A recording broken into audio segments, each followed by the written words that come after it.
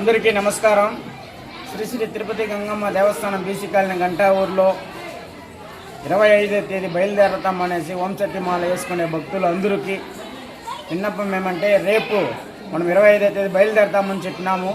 రేపు 25వ తేదీ రేపు సాయంత్రం మనం బయలుదేరతాము. రేపు సాయంత్రము మాల వేసుకునే వాళ్ళ భక్తులు ప్రతి ఒక్కరు 4 గంటలకి గంగమ్మ గుడి బీసీ కాలనీ గంటా ఊరు గంగమ్మ గుడికి 4 గంటలకి శక్తులు మాలేసుకునే శక్తులు అందరూ వచ్చేయాల.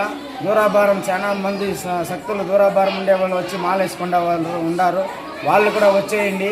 తెల్లారితో వీలైన వాళ్ళు తెల్లారితో రండి, మధ్యాహ్నం రండి, సాయంత్రం రండి. 3 పూట్ల భోజనం ఏర్పాటు ఈడే గంగమ్మ గుడిలోనే ఏర్పాటు చేసినాము. తెల్లారితో మధ్యాహ్నము సాయంత్రము నైట్ కూడా 4 పూటలు కావాలంటేనే పెట్టేస్తాము. మీ ఇంట్లో ఎంతమంది ఉంటానో పిలుచుకొని వచ్చేయండి.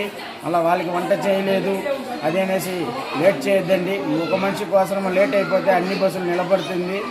5 గంటలకంతా బస్సు వచ్చేస్తుంది. వచ్చేస్తే వాళ్ళ పేర్లు పిలిచి వాళ్ళ బస్సులో వాళ్ళని ఎక్కించేసి మనము గంటా ఊరు నుంచి బయలుదేరడం జరుగుతుంది.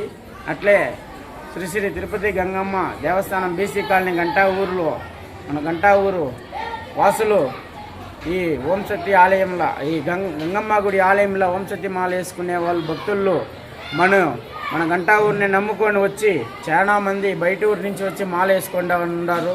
అందువల్ల మన గంటా ఊరు వాసులు భక్తులు ప్రతి ఒక్కరు వచ్చి గంగమ్మ గుడి దగ్గర వచ్చి ఆ శక్తుల్ని ఆశీర్వాదించి వాళ్ళని సంతోషంగా మనస్తృప్తిగా మన ఊరు నమ్ముకొని వచ్చినారు కాబట్టి వాళ్ళని మనస్తృప్తిగా ఆశీర్వాదించి వాళ్ళని మేల్మరువత్తూరు యాత్రకి పంపించాల్సిందిగా గంగమ్మ గుడి ఆలయ కమిటీ తరఫున కోరుకుంటా ఉన్నాం.